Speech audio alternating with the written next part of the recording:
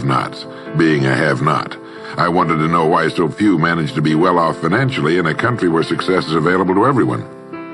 For example, in checking the Statistical Abstract of the United States, published by the Bureau of the Census, I discovered, just lately, that only 10% of the men in this country, 65 years of age and older, have incomes of $6,000 or more a year.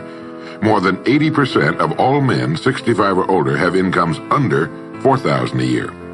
Only 7.6% have incomes between $7,000 and $10,000 a year, and only 3.7% have incomes of $10,000 a year or more.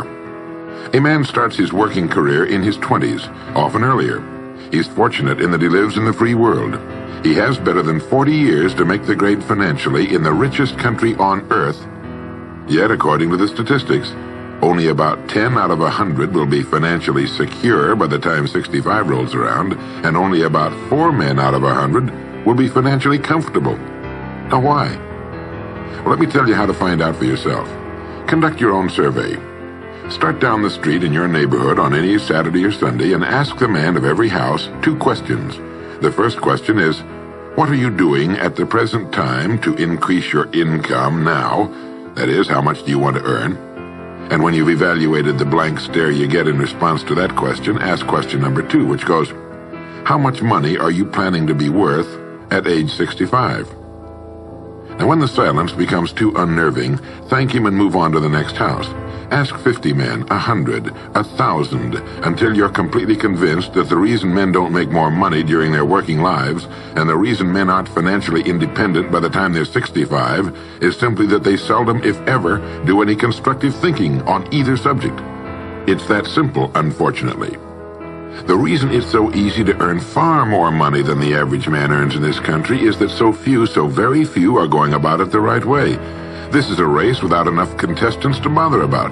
The few who are really in the race can all be winners. Some will finish ahead of the others, but even the man who finishes last in this race will be financially secure. Most people, more than 90%, aren't even in the race. To prove it, ask yourself the 2 survey questions. Up until the time you started listening to this message, what were your plans for increasing your income? How much do you want to earn?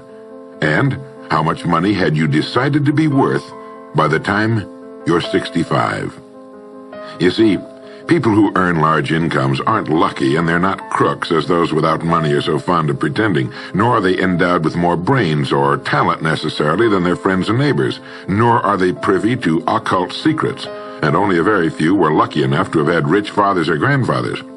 Most of the people earning the big incomes today started the same way you and I did, and most other people.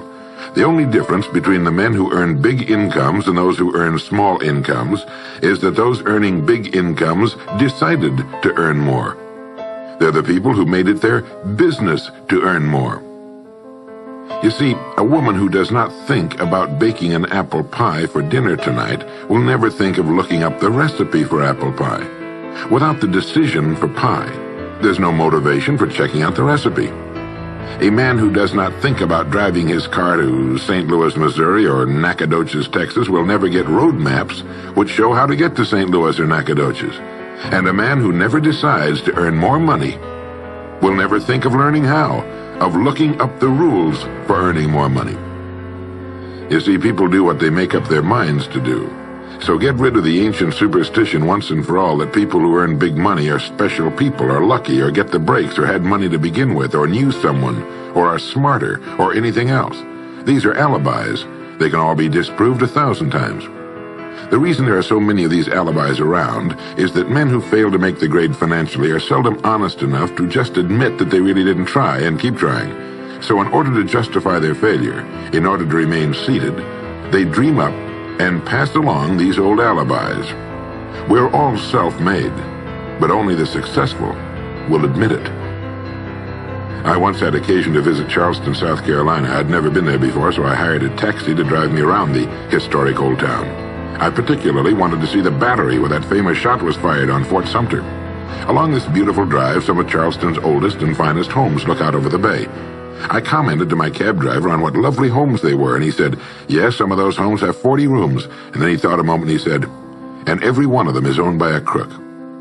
This is how the have-nots justify themselves and their lot in life. I didn't say anything because I didn't feel I was entitled to advise him or try to straighten out his thinking. This is a free country where as long as he doesn't hurt others, everyone has the unalienable right to be just as wrong as he wants to be.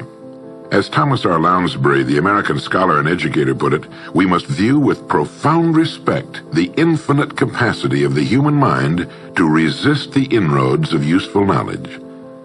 My taxi driver and men and women like him all over the world have been kidding themselves and holding themselves down and refusing the bounty and abundance of the world for centuries.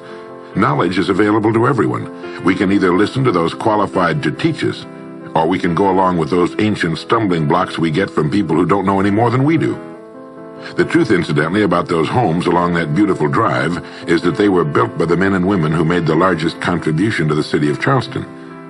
In just a moment, I'm going to give you the formula for getting rich, but before I do, I want to remind you of something. Before a jet pilot begins his takeoff from an airport, he carefully goes over a checklist, item by item. He does this not only because it's required by law, but because he cannot afford to trust so important a job to his memory alone. He has another checklist that he goes over just as carefully before he begins his letdown at his destination. He does this without fail every time he takes off and every time he lands. Well, I think living successfully is as important as flying an airplane. And because of this, I think each of us needs a checklist too. And that's why there's one included with this cassette. We need a checklist to go over item by item before we take off in the morning and before we drop off to sleep every night. So I want to recommend that you affix the checklist to your bathroom mirror. Stare at it as you brush your teeth in the morning and stare at it again as you prepare for bed at night. Go over each item, and as you do, think of what each item represents. Now here's number one. It's the formula for getting rich. It also explains why you're in your present position, whether you're earning $6,000 a year or $16,000 or $60,000 or $600,000. It applies to every adult, whether he's employed or unemployed. It applies to the richest man and to the poorest, and every person in between. And here it is. Our rewards in life will always be in exact proportion to our contribution, our service. Now that's what the formula means as the first item on your checklist. Memorize it. Our rewards in life will always be in exact proportion to our contribution, our service. Listen to it, think about it until you know it emotionally as well as intellectually. It might give you some slight feeling of superiority to realize that there's probably not another man within a mile of where you live who knows it. You can add it as a question on your survey if you want proof of that. If you want it in another form, here it is as it applies to a man's job. It's the same thing really, the same thing applies, but you can express it differently. The money you're paid by the company you work for will always be in direct ratio to the need for what you do, your ability to do it, and the degree of difficulty involved in replacing you. Maybe you want to write the formula down in both of its forms and think about it until it's as much a part of you as your name. The reason it isn't spelled out on your checklist is because you might not want everyone to know what you're up to. The checklist is valuable only to a person who knows what the words really indicate. All right, you've got the formula. As you think about it, its meaning will become clearer to you. With the formula, there are two rules which must be applied to properly use it. This formula, together with the two rules, is your recipe or your roadmap to earning all the money you really want. Now let's take a look at item number 2 on your checklist. And I'm serious about your putting this checklist on your mirror. You'll notice it's pressure sensitive. Item number 2, the gold mine. The Pulitzer Prize-winning playwright Archibald MacLeish, in his play The Secret of Freedom, wrote, "The only thing about a man that is a man is his mind. Everything else you can find in a pig or a horse." Strong words, aren't they? But as long as you live, you'll never hear a truer statement. The key to every human being's success lies in his mind, the gold mine between his ears. One idea can make you rich. A lot of good ideas can move you steadily upward in the work you do, and ideas are free. Now just think, there's nothing now being done commercially that will not be done better, much better in the years ahead. Next year's homes and most of what's in them will be better than this year's. Next year's cars will be better. Next year's manufacturing, distributing, marketing, and selling and advertising should be better. Nothing is now being done as well as it must be done in the future, and every innovation, every new improvement will be somebody's brainchild. Now what's your specialty? How many good ideas have you come up with during the past year? If you continue on as you have in the past, where will you be and what will you be earning, say, a year from now, 5 years from now? Every day of our lives, we walk or drive by more opportunity than we could develop in a lifetime in 50 lifetimes. Back in the 20s, Sinclair Lewis wrote that you can kidnap a man, blindfold him, take him to any city in the country with a couple of notable exceptions, put him in a chair in the downtown area, take off his blindfold, and he could sit there a week and not be able to tell you what town he's in. The streets are all alike. The buildings are all alike. The businesses all look alike. This is still largely true today. The reason for this being that most businessmen in this country are playing a game called follow the follower. If a man goes into business, no matter what line it happens to be, the first thing he does is make certain that his place of business, outside and inside, looks exactly like every other place of business of that type in the country. Do you know why? It's because he's been playing copycat since he was a year old and does it without thinking about it. For the same reason kids dress alike in school. He wants to be one of the gang. He doesn't necessarily examine all the business establishments in his field and pattern his on the one outstanding example, the one that inspires him, the one that he can really believe in. He just does what everybody else in his business is doing, and by this simple process, he guarantees his own mediocrity. Whose drum are you marching to, if indeed you're marching to anyone's, and why? Remember, whatever you now do for a living will be done differently, quite differently a few years from now. Never in the history of mankind have the opportunities for all of us been so great. But the great majority of people will be the beneficiaries of progress, not those who bring it about. Which group are you going to belong to? If you want to be a contributor, not just a beneficiary, here's the first rule. It appears on your checklist as the gold mine. So, think. Think deliberately and with a purpose. Use the gold mine between your ears. Begin by thinking at a special time every day. Back during the Depression, a New York lumber dealer was growing rich while other lumber dealers were going broke. When asked how he did it, he said, "Every evening when I get home, I close myself up in a quiet room, sit in a comfortable chair, and ask myself, how will my business be conducted 10 years from now? Then I try to do it now." Instead of competing with every other lumber dealer, which is what they were doing, he was creating. He was doing the very thing man was designed to do, the very thing man does best. A company growing at the rate of 10% a year will double its size in less than 8 years. But a man can improve his effectiveness 50% or 100% a year or more. The experts tell us that every one of us has within him deep reservoirs of ability, even genius, that he habitually fails to use. Well, let's begin now to reach into these deep, rich areas of pure net profit and use more of our real abilities. Let's think. Here's the best way I've found to make yourself think. Start getting up a little earlier than you're accustomed to. Right off the bat, this gives you extra time that 95% of the men in this country are not using at all. 1 hour earlier a day gives you 6.5 extra 40-hour weeks a year.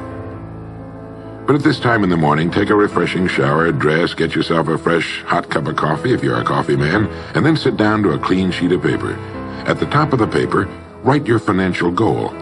Now, this is the amount of money per year you intend to earn soon. Incidentally, you might like to keep this to yourself, too. It's nobody's business but yours.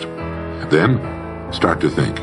Think about your goal and what it'll mean to you and your family. Then see how many ideas you can come up with to help you reach that goal. Ideas to improve what you now do for a living. Ways of increasing your contribution to match your income goal. You know, jobs don't have futures. People do. No matter what line of work you may be in, there is within it more than enough opportunity to last a lifetime. You don't have to think of brand new ideas or revolutionary new ways of doing things, although you well might come up with some. Think of ways of improving what is now being done. If you are to increase your income by the amount you've specified, you must find ways of increasing your contribution, your service.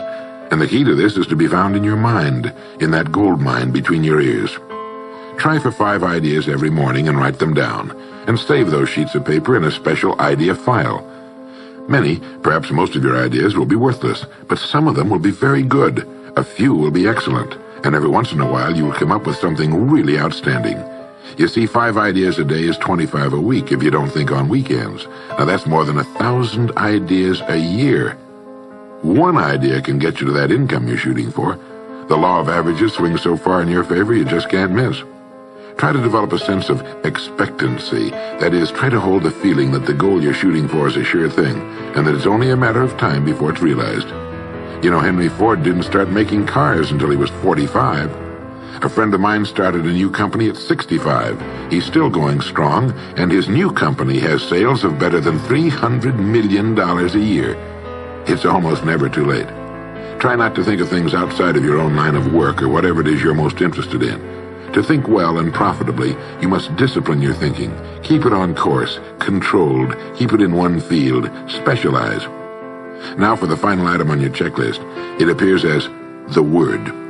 And the word is attitude. Attitude has been called the most important word in the language. William James put it this way. He said, "The greatest discovery of my generation is that human beings can alter their lives by altering their attitudes of mind." Now this is something to think about. Can alter their lives by altering their attitudes of mind. It's another way of saying we become what we think about. Look at it this way. Your total environment, if you've been an adult for any appreciable period of time, your total environment is a reflection of you as a person. The house and the neighborhood in which you live, the car you drive, the clothes you wear, the job you do, the people with whom you regularly associate. Your total environment is an exact and merciless mirror of you as a human being. Now, if you feel your environment can stand some improvement, you have only to improve your attitude, and your world will gradually change to reflect the changing person. Here's how to change your attitude. Beginning now, begin to act as would the person you most want to become. Now that is, if you were already in possession of the goal you're shooting for, how would you conduct yourself in all of your affairs?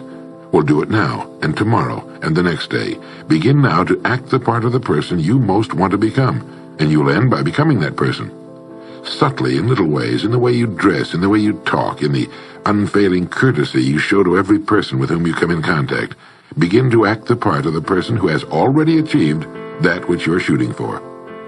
The German philosopher Goethe gave us the secret when he said, before you can do something, you must first be something.